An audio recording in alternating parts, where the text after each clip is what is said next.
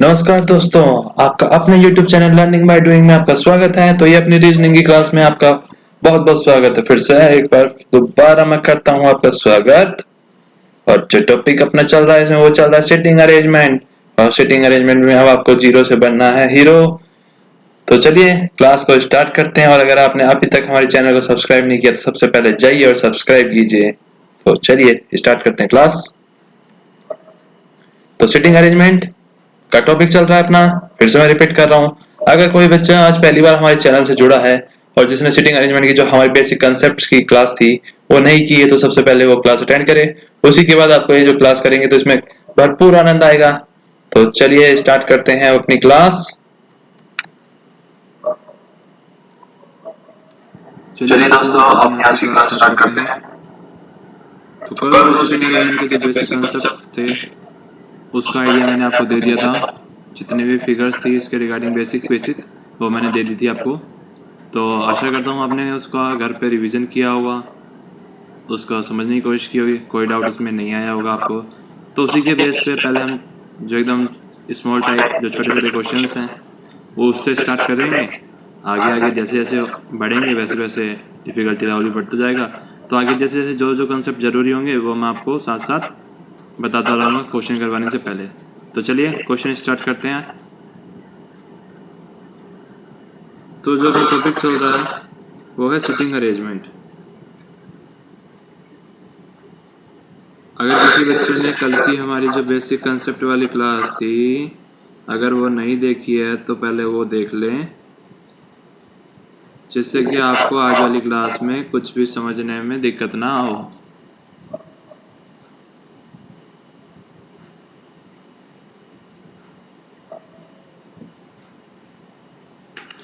तो पहला क्वेश्चन है, तो क्वेश्चन मैं भी नोट कर रहा हूँ और उम्मीद करता हूँ आप भी साथ साथ नोट करते हुए चलेंगे।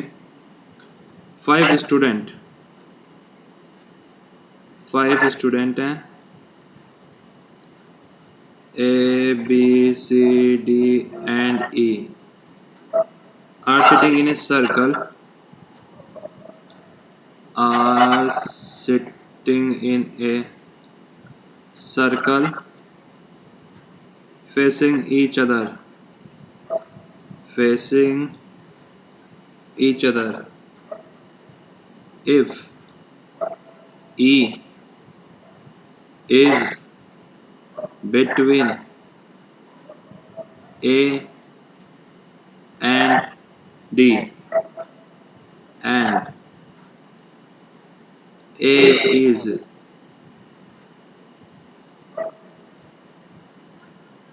to the right of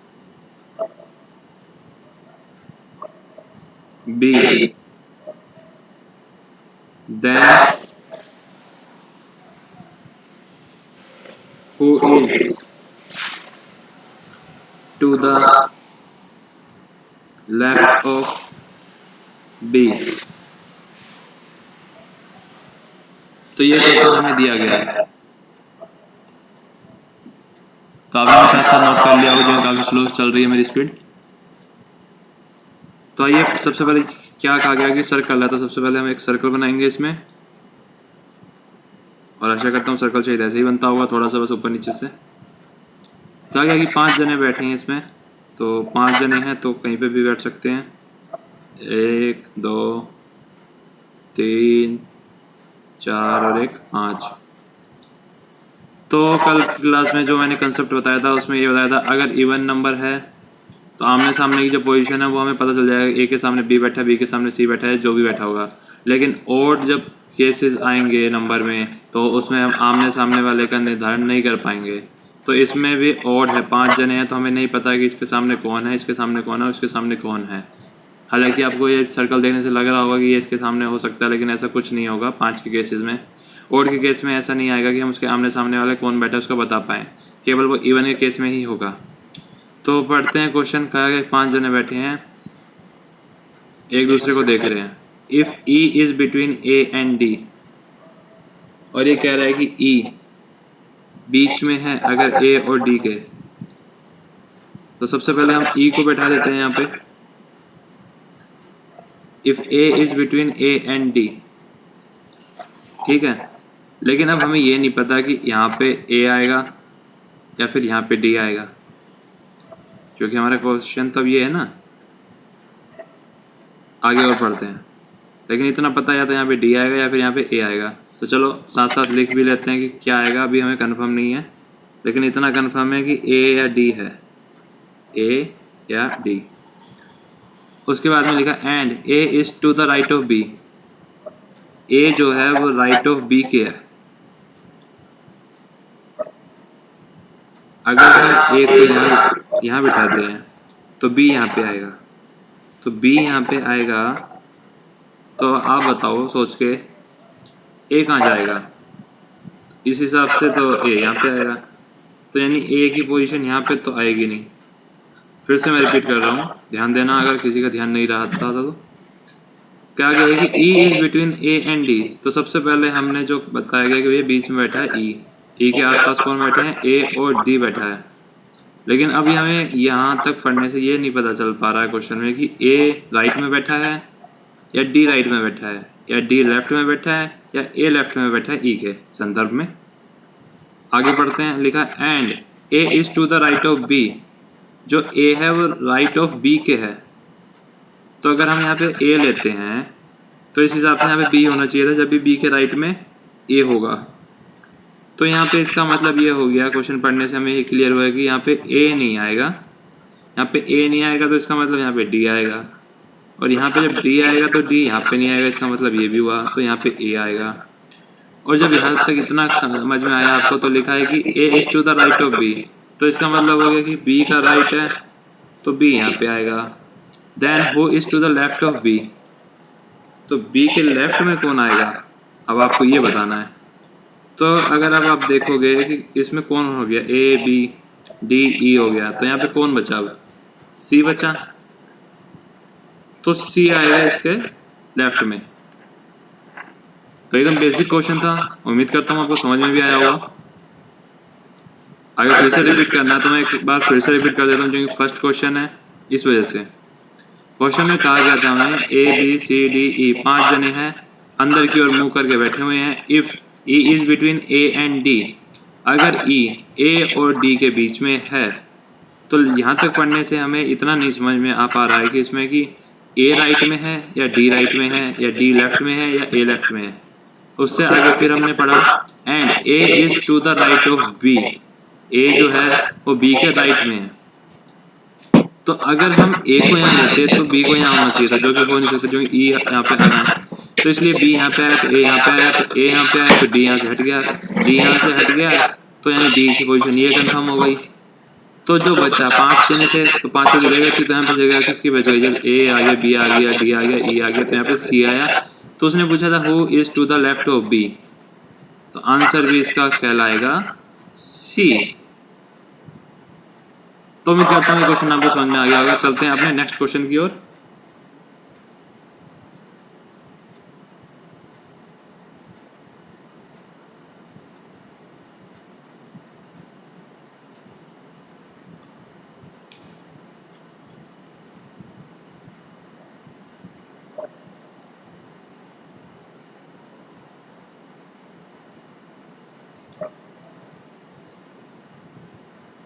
Question number 2. There are 5 members. There are 5 members sitting in a circle facing inward, यानी अंदर की ओर देख रहे हैं जी। ठीक है। A is in the middle of B and E. A is in the middle of B and E. फिर कहा गया है D is to the right of E and left of C. Find the position of B in the panel. तो इसमें देखते हैं कितने जनों की बात की गई है। यहाँ पे ए, फिर यहाँ पे बी, यहाँ पे ई, यहाँ पे D, E, C, find the position of B in the panel. ठीक है, सर्कल है तो सबसे पहले हम सर्कल ही बनाएंगे। ये बनाया हमने एक सर्कल, कितने जने? 5, तो 5 जने बिठा देंगे हम, 1 2 3 4 और 1 5 कर दिए। ठीक है जी। उसके बाद में क्वेश्चन में कह रहा है कि A is in the middle of B and E. किसकी बताई गई है? ए बैठा हुआ है बीच में। किसके बीच में बैठा? लेकिन ये पढ़ने वाली बात है बी और ई के। तो या तो यहाँ पे बी होगा, या फिर यहाँ पे ई होगा, या फिर यहाँ पे बी होगा, या फिर यहाँ पे ई होगा। ठीक है, अभी हमें पता नहीं किस साइड में क्या होगा। फिर कहा गया D is to the right of E. E के राइट में डी है। अगर हम ई को यहाँ लेते हैं तो अंदर की ओर है, तो यानी अपना राइट राइट, अपना लेफ्ट लेफ्ट। तो ई का राइट तो ए आ रहा है, तो यहाँ पे तो ई आने का नहीं, क्योंकि देखो ना, फिर से पढ़ो। कहा गया D is to the right of E. D जो है राइट ऑफ ई है। छोटा छोटा पढ़ो, कोई बात नहीं, स्टार्ट किया हमने। पूरे क्वेश्चन पढ़ना एकदम से जरूरी नहीं है, समझना बहुत जरूरी है। पहले D is to the right of E. जो डी है ई के राइट में है।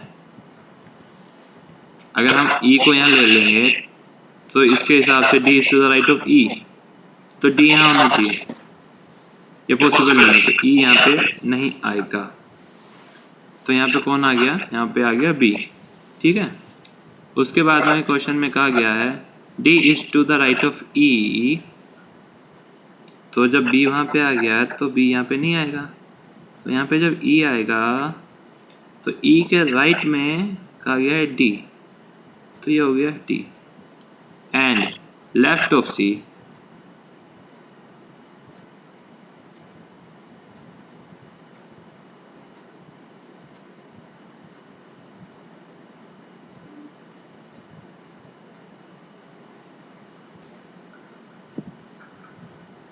ठीक है, एंड लेफ्ट ऑफ सी। कल मैंने एंड का और हु का कंसेप्ट बताया था। तो एंड वाले केस में मैंने जो बताया था आपका कि जो पोजीशन का जो नंबर होगा वो फर्स्ट पर्सन से रिलेट करेगी। तो यहाँ पे एंड लिखा है, तो एंड की जगह अब जो फर्स्ट पर्सन है इसमें डी, तो डी को पढ़ो यहाँ पे। D left of C, D है और लेफ्ट ऑफ सी है, तो यहाँ पे क्या आएगा? सी आएगा, क्योंकि सी का लेफ्ट आएगा। Find the position of B, तो हमें बतानी है बी की पोजीशन क्या है इसमें। तो इसमें देखो काफ़ी सारे आंसर हो सकते हैं। उसमें से जैसे कुछ आंसर होगा इमीडिएट लेफ्ट ऑफ बी, जैसे एक आंसर हो गया इमीडिएट लेफ्ट ऑफ ए, दूसरा आंसर। और ये जितने भी आंसर है सारे सही आंसर है, ध्यान रखना है बात। Immediate right of C, immediate right of C, तीसरा answer. 1 2 second to the left of E, चौथा answer. Third to the left of D, D का थर्ड लेफ्ट होगा 1 2 3, पांचवा सी हो गया, D. Second to the right of D, 1 2। तो ये कुछ आंसर है जो बी के केस में, अगर ऑप्शन में जो भी होगा वो आप टिक करके और आगे बढ़ जाएंगे। तो उम्मीद करता हूँ ये क्वेश्चन भी आपको समझ में आ गया होगा। अगर आपको अभी भी समझ में नहीं आ रहा तो इसका मतलब जो आपने हमारी पहली वाली वीडियो है ना उसको देखा नहीं है और उसको समझने की कोशिश नहीं करी, क्योंकि ये वही क्वेश्चन है जो उसमें कंसेप्ट सिखाए गए हैं, एकदम बेसिक वाले बच्चों वाले क्वेश्चन है ये। तो चलिए अब अगला क्वेश्चन सोल्व करते हैं। हाँ तो सोल्व तो करेंगे ही। आप भी तो यही सोच रहे होंगे ना मन में कि सोल्व करने तो आए हैं सर हम भी। तो चलिए पहले क्वेश्चन नोट करते हैं।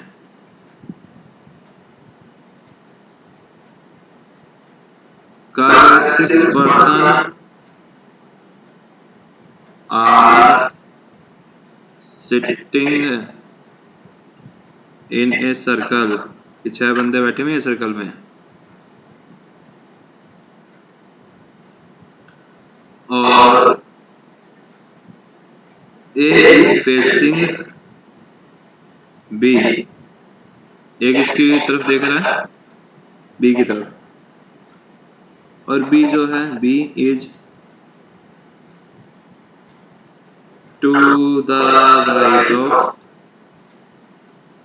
E and left of C. C is to the left of D. F is to the right of A. Now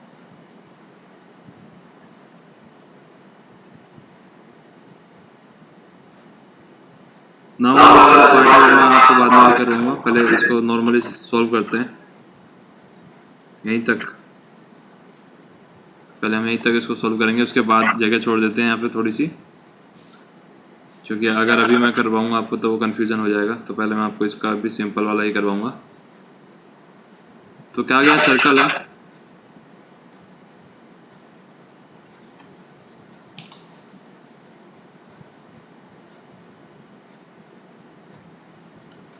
तो सबसे पहले सर्कल ड्रॉ करेंगे।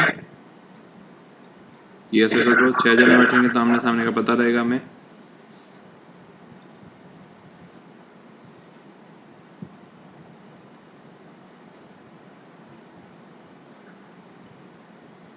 अब कुछ 6 जने बैठेंगे, ठीक है। A is facing B, A B की ओर देख रहा है, ठीक है। बी का बैठा है, B is to the right of E. पहले हम इनको देख लेते हैं कौन कौन बैठे हैं। फिर से मैं एक बार क्वेश्चन पूरा पढ़ रहा हूँ, अगर किसी का छूट गया है या देखने नहीं दे पा रहा उसको तो वो नोट कर ले पहले। 6 person are sitting in a circle. A is facing B. B is to the right of E and left of C.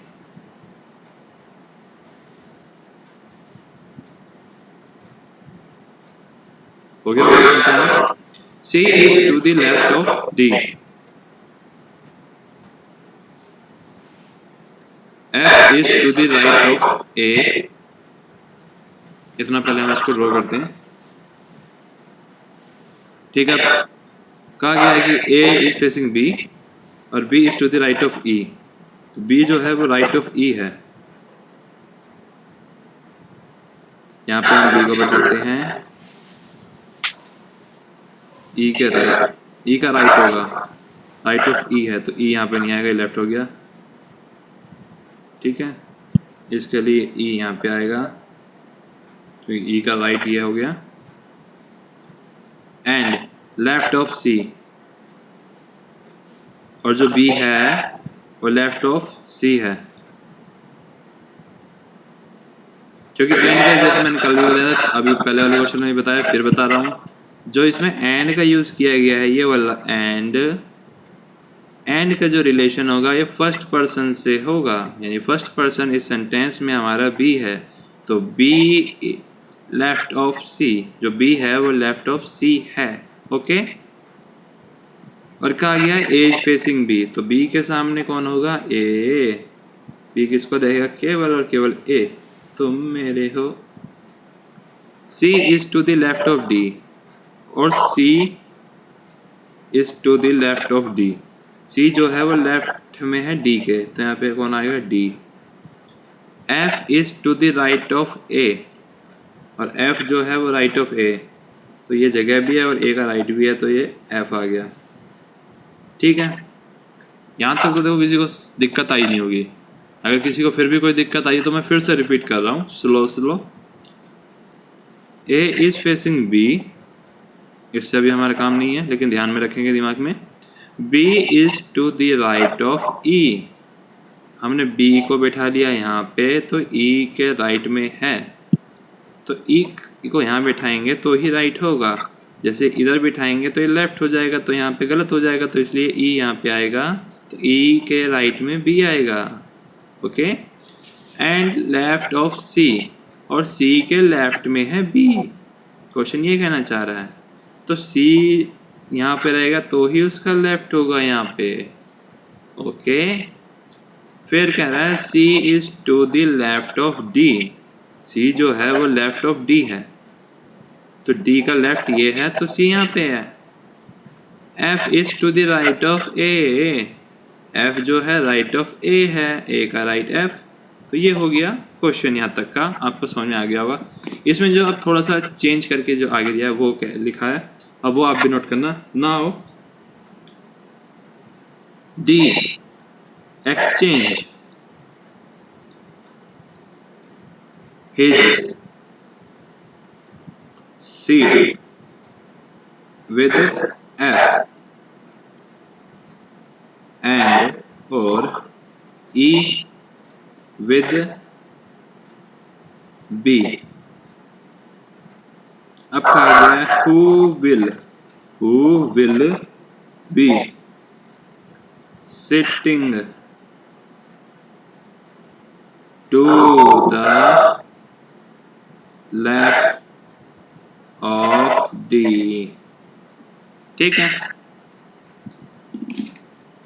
तो अब इसमें कहा गया कि नाउ एक्सचेंज D, किसको करनी है सीट चेंज, D को चेंज करनी है, तो D को चेंज करवा देते हैं। किससे कर रहा है D कर रहा है। Now D exchange his seat with F के साथ में, तो यहाँ पे जो D था ना, तो यहाँ पे आ जाएगा F, ये ध्यान रखना आप, और जहाँ पे F होगा वहाँ पे पहुँच जाएगा D, ये D आ गया। E कर रहा है B के साथ में, तो यहाँ पे आ गया B, यहाँ पे आ गया E। A और C के बारे में कुछ कहा नहीं है, तो वो एज इट इज रहेंगे।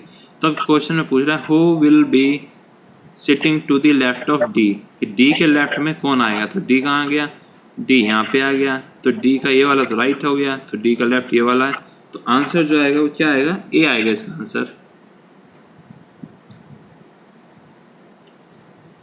फिर से सेकंड पार्ट से हो सकता है किसी को समझ में आया हो। यहाँ तक तो पहले वाला सबको समझ में आ गया होगा। सेकंड में कहा गया था now D exchange his seat with F, अदला बदली कर रहे हैं, D की जगह F की जगह D, तो पहले D यहाँ था तो यहाँ पे F आ गया, और पहले D यहाँ F यहाँ पे था तो D आ गया। एंड और E विद B, E कर रहा है B के साथ में, तो E की जगह B आ गया और B की जगह E आ गया। फिर क्वेश्चन ने पूछा कि ये बताओ अब कि D के लेफ्ट में कौन बैठा है, तो भैया D कहाँ है, D ये रहा, D का राइट में तो B बैठा है और D के लेफ्ट में A बैठा है, तो आंसर आ गया A। उम्मीद करता हूँ ये क्वेश्चन भी आपको समझ में आ गया होगा। तो बढ़ते हैं अपने नेक्स्ट क्वेश्चन की ओर।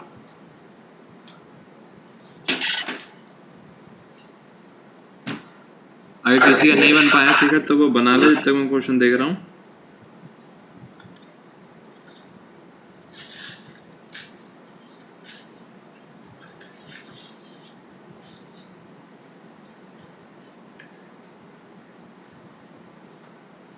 तो क्वेश्चन करते हैं ये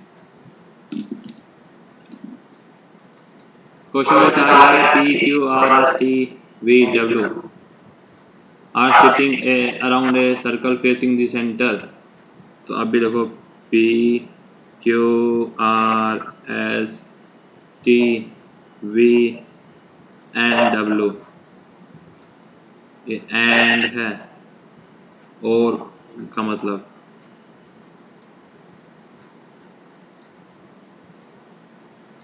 are sitting in a circle facing center। ठीक है, उसके बाद कह रहा है R is third to the right of V। फिर से रिपीट कर रहा हूँ, किसी का रह गया हो तो R is third to the right of V, comma who is second to the right of P।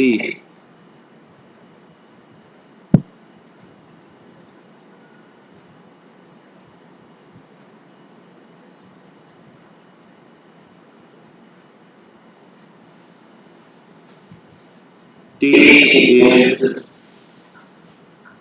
second to the left of Q। फिर कॉमा है, फिर से रिपीट कर रहा हूँ, T is second to the left of Q, फिर comma who is second to the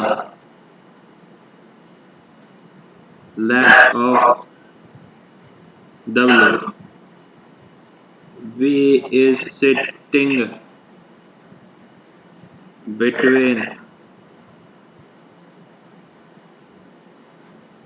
S and W।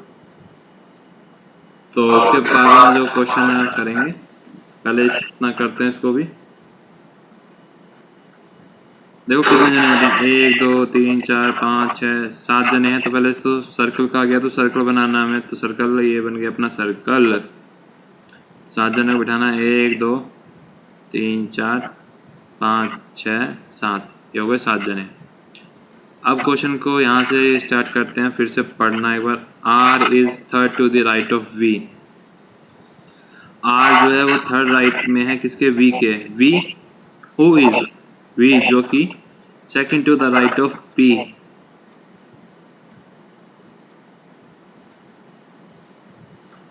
तो पहले R is third to the right of V। तो यहाँ पे बिठाते हैं मोहतरमा को, वर्षा जी को, जिससे वो वर्षा करेंगी। ये V बैठी है यहाँ पे। अब V के जो है R is third to the right, third right में, 1 2 3 R आ गया यहाँ पे, रिमझिम यहाँ पे आ गई। अब कहा गया V जो कि second to the right of P। अब V जो है वो सेकंड राइट में है P के, पायल के। तो यहाँ पे देखेंगे 1 2, यहाँ पे आ रहा, तो इसका मतलब P यहाँ पे आ गया। ठीक है, यहाँ तक किसी को डाउट? फिर से बता रहा हूँ, R is third to the right of V। सबसे पहले हमने V को यहाँ पे फिक्स किया, क्योंकि V के ही राइट और लेफ्ट की बात हो रही है। तो पहले हमने V जो पोजीशन है उसको फिक्स किया कि यहाँ पे है, तो यहाँ से हम राइट चले तो R आ गया तीसरे पे। और कहा गया था कि V जो है who is second to the right of P। अगर P के सेकंड राइट है तो V के तो लेफ्ट होगा। तो हमने इसको उल्टा चलना सीखा, तो यहाँ से पहला लेफ्ट दूसरा लेफ्ट, तो P से पहला राइट दूसरा राइट करके V पे पहुँचे हम। ठीक, आगे कह रहा है T is second to the left of Q। T जो है वो second to the left of Q। Q who is second to the left of W। ठीक है, तो अभी तक तो हम यहाँ पे एकदम गोलमोल। आगे देखते हैं, और V is sitting between S and W। यहाँ से क्लू मिला हमें कि V जो बैठा है वो S और W के बीच में बैठा है, लेकिन ये कंफर्म नहीं कर सकते कि कहाँ कौन सा है। तो हम दोनों को जैसे हर क्वेश्चन में ले रहे थे उसी तरह लेंगे यहाँ पे भी, कि या तो यहाँ पे S होगा या फिर यहाँ पे W होगा या फिर यहाँ पे W यहाँ पे S। ठीक, अब चलते हैं वापस अपनी इस वाली लाइन पे। T is second to the left of Q और Q who is second to the left of W। अब लेफ्ट चलते हैं, अगर यहाँ पे W है, ठीक है, तो W के सेकंड लेफ्ट 1 2, तो यहाँ पे Q होगा, तो जो कि हो नहीं सकता। तो इसका मतलब W यहाँ पे नहीं हो सकता। क्यों नहीं हो सकता? फिर से रिपीट कर रहा हूँ। कहा गया है कि T is second to the left of Q और Q who is second to the left of W। अगर W यहाँ पे हुआ तो इसका पहला लेफ्ट दूसरा लेफ्ट यहाँ पे S आएगा, और अगर यहाँ पे W को लेते हैं तो W का जो सेकंड लेफ्ट होगा 1 और 2, तो यहाँ पे जगह है तो यहाँ पे हो सकता है यही जगह होगी बेसिकली। तो W का सेकंड लेफ्ट पे कौन बैठा है? Q। क्यों क्वीन बैठे, क्वीन क्वीन यहाँ पे S आ गया, यहाँ से W हट गया। ठीक, अब कहा गया है T is second to the left of Q के सेकंड लेफ्ट में पहला लेफ्ट या दूसरा लेफ्ट, T आ गया। देखो कितने आसान आसान क्वेश्चन है ना। अगर कंसेप्ट क्लियर है तो क्वेश्चन आपको आसान लगेंगे, वरना तो फिर क्वेश्चन छोड़ना ही आसान लगेगा। तो डिपेंड आप पे करता है आपको कंसेप्ट समझने है या क्वेश्चन छोड़ के आसान समझना। तो पहला इसमें जो क्वेश्चन कहा गया है और आप इसका आंसर देंगे, who is to the immediate left of R। Immediate left of R, immediate left R कौन है? चलो देखते हैं इसमें भी। R का इमीडिएट लेफ्ट आ रहा है T, R लेफ्ट T आ गया। Now move to second question, who is third to the left of T। Third to the left of T, तो थर्ड लेफ्ट में T का कौन आएगा? एक S V W, तो आंसर आ गया W।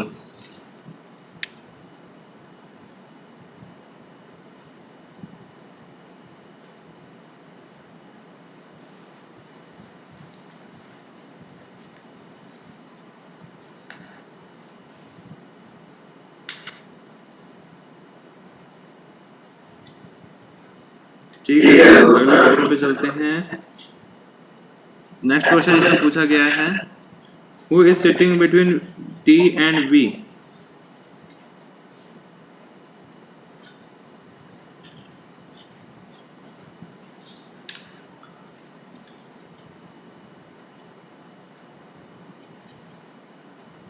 कि T बिटवीन लिख देता हूँ शॉर्ट फॉर्म में, T और V के बीच में कौन बैठा है?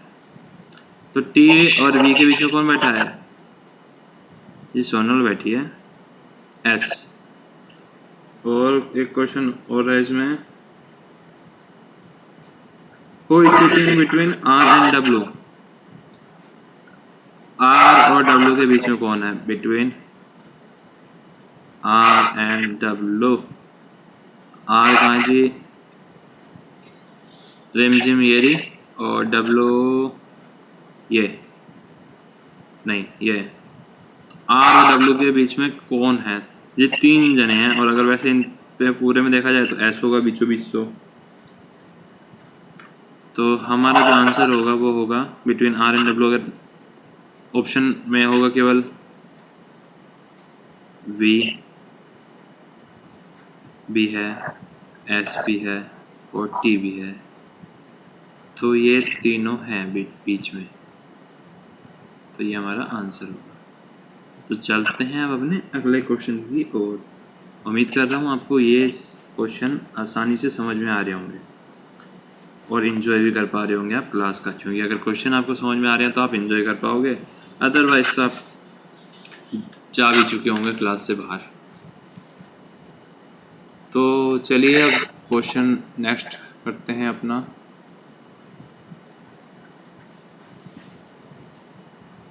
तो ये क्वेश्चन नंबर अपना 4 आ गया, ये 5वां क्वेश्चन। ABCDEFGH K, तो नोट करिए आप भी साथ साथ, ABCDEFGH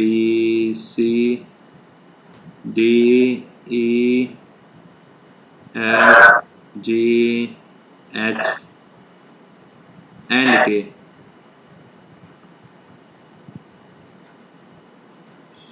तो सिर्फ लिख रहा हूँ, सर्कल फेसिंग इनवर्ड या सेंटर लिख लेना आप, जो भी, ठीक है। फिर कहा गया है B is fourth to the left of G। तो हम यहाँ पे पॉइंट लिख लेते हैं। B is fourth to the left of G, who is second to the right of C.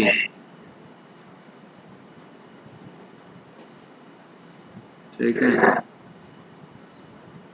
F is fourth to the right of C. F is fourth to the right of C and or is second to the left of K.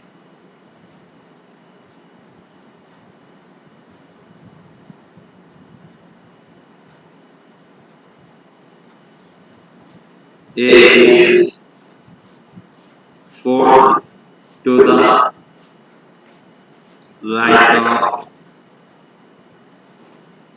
K.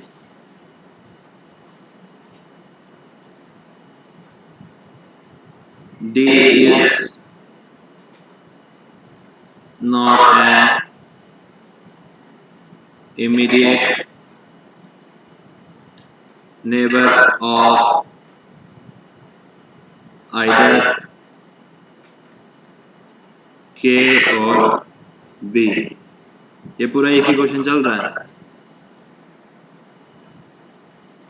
H is third to the right of E.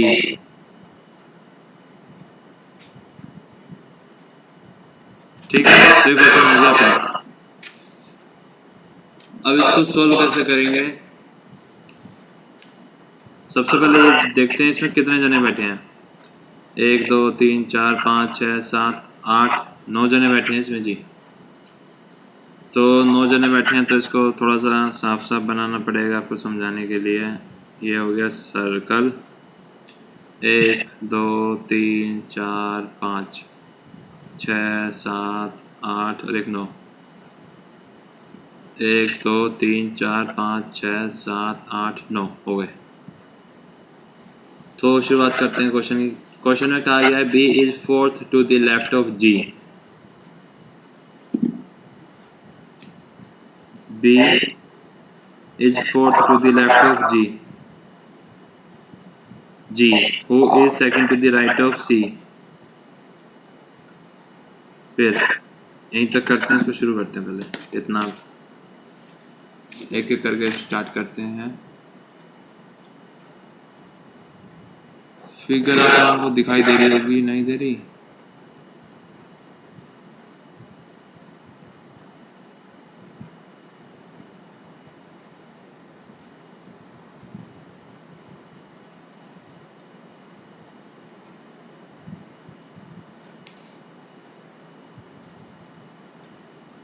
चलिए figure थोड़ा सा कर दिया मैंने इसको, ठीक। सबसे पहले इसमें कहा गया B is fourth to the left of G। किसके G? लेफ्ट में G। तो सबसे पहले हम G को बैठाएंगे और G के फोर्थ लेफ्ट में है 1 2 3 और 4 कौन आ गया? यहाँ पे B आ गया। पॉइंट पॉइंट करके हम पढ़ेंगे तो समझ में आता रहेगा आपका क्वेश्चन। फिर से रिपीट कर रहा हूँ मैं, B is fourth to the left of G। तो सबसे पहले हम G को बैठाएंगे क्योंकि G के राइट लेफ्ट की बात हो रही है। तो G को जब हमने बिठाया यहाँ पे, उसके 1 कदम 2 कदम 3 4 लेफ्ट में गए तो B बैठा। G who is second to the right of C, और G जो है वो second to the right of C है। तो इधर तो फिर लेफ्ट से आएगा तो इधर से ही राइट होगा। तो 1 और 1 2। अगर हम C को यहाँ बिठाते हैं, चलो सोचो, तो सेकंड टू द राइट 1 2, तो ये तो 3 हो गया। तो सी आ गया यहाँ पे, क्योंकि हमें 2 ही कदम चलना है, तो एक कदम, दूसरे कदम पे जी आ गया। ठीक है, क्योंकि जी जो कि second to the right of C है। ठीक, उसके बाद में क्वेश्चन में कहा गया F is fourth to the right of C. 1 right, 2 right, 3 right, 4, यहाँ पे एफ। एंड और is second to the left of K. F के बारे में बात हो रही है, एंड आ रहा है, ये सेकंड लेफ्ट है के, तो ये पहला लेफ्ट हो गया के का, ये दूसरा, तो यहाँ पे के, तो ये के का लेफ्ट आएगा पहला और दूसरा, तो ये आ गया एफ। ठीक है, A is fourth to the right of K. A जो है वो के फोर्थ राइट है, तो अब हमें देखना ये कि फोर्थ के का राइट और लेफ्ट कौन सा है, तो के का इधर वाला राइट है ये।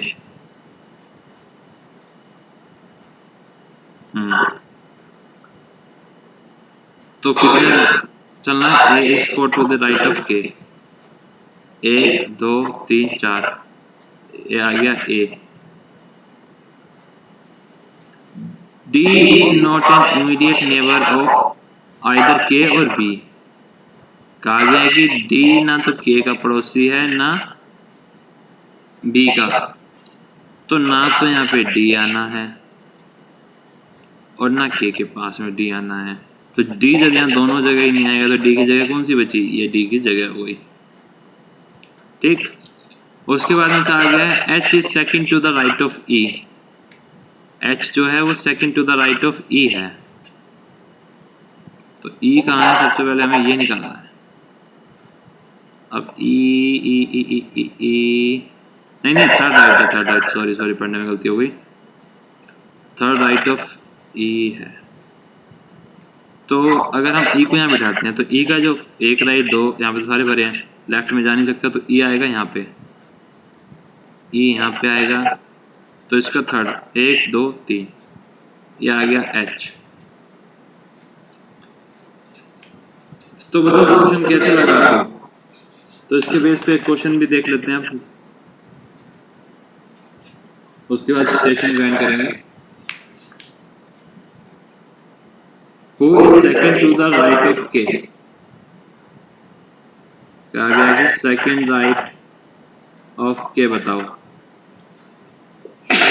सॉरी, नहीं मुझे कोरोना नहीं है, नॉर्मल था, कोई याद कर रहा है मुझे। अगर आपके दिमाग में कुछ आ रहा है कि कोरोना, मुझे नहीं, कोरोना बिल्कुल नहीं है। तो सेकंड राइट निकालना है के का फर्स्ट सेकंड एच। ठीक है, तो देखते हैं और भी क्वेश्चन है इसके बेस पे। हाँ, कुछ क्वेश्चन और भी है इसमें, तो वो भी कर ही लेते हैं पहले।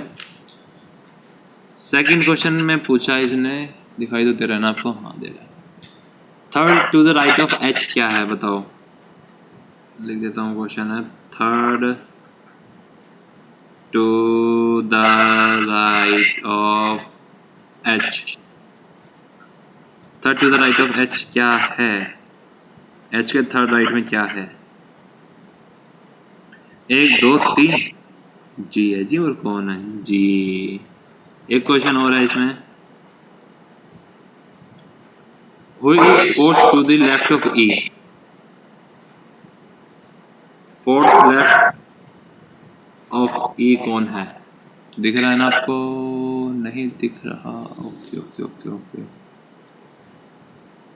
Who is fourth left of E, तो ई का fourth left, 1 left 2 3 4, A answer आ गया इसका ए।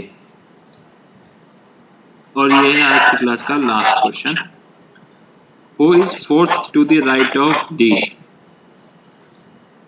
Fourth to the right of D. D के चौथे राइट में 1 2 3 4, ये हो गया B। तो दोस्तों उम्मीद करता हूँ आपको आज की क्लास अच्छी लगी होगी, और जो मैंने समझाया आपके क्वेश्चन वो आपको अच्छे भी लगे होंगे, समझ में भी आए होंगे, कंसेप्ट भी क्लियर हुआ होगा, और कुछ खुद के अंदर कॉन्फिडेंस भी आया होगा। हाँ, अब हम ये वाले क्वेश्चन आसानी से कर पाएंगे। तो आज की क्लास को हम यहीं पे विराम देते हैं। कल फिर से मिलेंगे इसी टाइम पे, इसी चैनल पे। तो जब तक के लिए शुक्रिया। तो have a nice day, have a great journey ahead. और हाँ, अगर आपने अभी तक हमारे चैनल को सब्सक्राइब नहीं किया है तो सबसे पहले आप सब्सक्राइब कीजिए दोस्तों, और अपने दोस्तों के साथ भी चैनल को शेयर करो। और वीडियो अगर आपको अच्छा लगा हो तो लाइक करो। बस इतना ही है।